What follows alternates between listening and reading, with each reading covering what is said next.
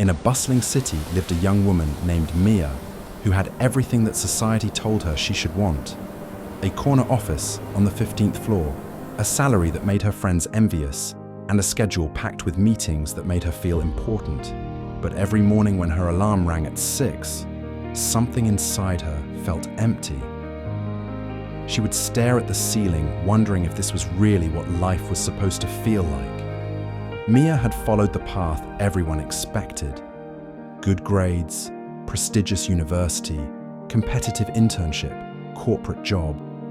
Each step seemed logical, each decision approved by parents, teachers, and society. Yet as she sat in endless meetings discussing quarterly reports and market projections, her mind would drift to the small notebook hidden in her desk drawer, pages filled with poems, short stories, and sketches that she created during lunch breaks when no one was watching. One rainy Thursday evening, Mia stayed late at the office again. The building was quiet, fluorescent lights humming overhead as she typed another email about budget allocations. Her fingers moved automatically across the keyboard, but her heart felt like it was slowly turning to stone. She looked out the window at the city lights reflecting on wet pavement and asked herself a question that changed everything. What if I am living someone else's dream? That weekend, Mia decided to visit her grandmother in the countryside. Grandma Lily lived in a small cottage, surrounded by sunflowers and vegetable gardens. She had been a school teacher for 40 years, never earning much money, but her eyes always sparkled when she talked about her students. As Mia helped her grandmother tend the garden, she noticed something beautiful.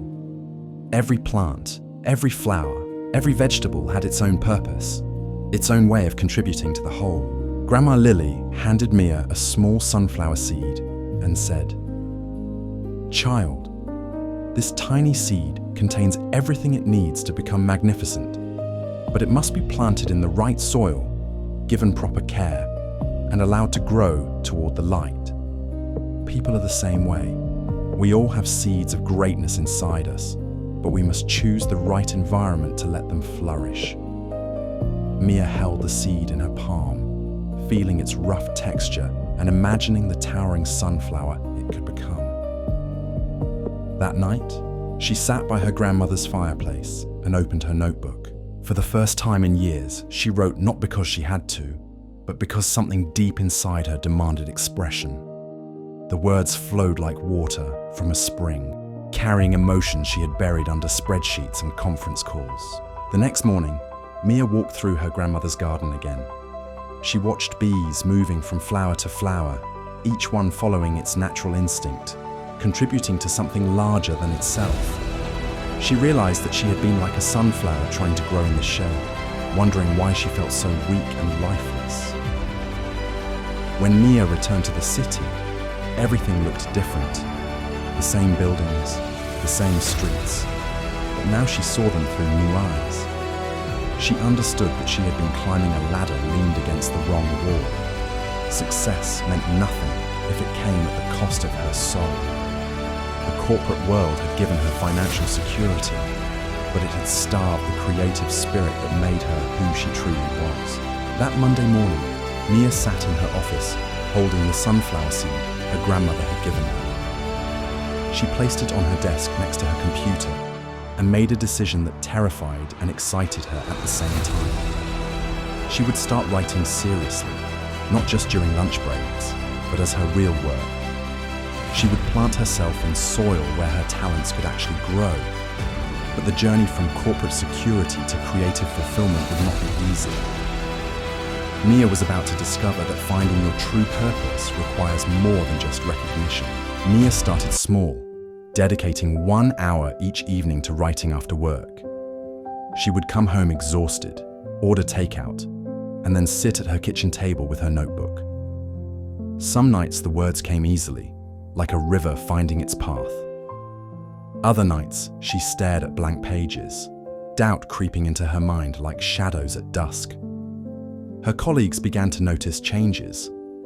Mia seemed distracted during meetings, less invested in office politics, more willing to leave at 5 o'clock sharp. Her manager, Mr. Peterson, called her into his office one afternoon. He sat behind his massive desk, fingers drummed together, looking concerned. "Mia, your performance has been solid, but I sense your heart isn't fully in this role anymore. Is everything all right?" he asked, with the tone of someone who had seen ambitious employees lose their edge before. Mia looked at him. This man who had climbed every corporate ladder, earned every promotion, and now spent his days in a windowless office managing budgets. She realized he was asking about her heart while sitting in a job that had probably crushed his own dreams decades ago. "I'm fine, Mr. Peterson, just exploring some personal interests outside of work," she replied carefully. He nodded, but his eyes showed concern mixed with something else. Recognition, perhaps. Or maybe regret. That evening, Mia made a bold decision. She signed up for a creative writing class at the local community center. Every Tuesday night for 8 weeks, she would sit in a circle with 12 other people who shared her secret passion. There was Marcus, a retired firefighter writing a memoir. Sarah, a nurse crafting children's stories. David, a mechanic working on science fiction novels.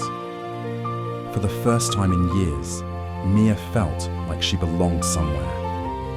These people understood the pull of creation, the need to build something meaningful with words and imagination. During their first assignment, the instructor asked everyone to write about a moment when they felt most alive. It took courage, but 6 months later, Mia handed in her resignation letter.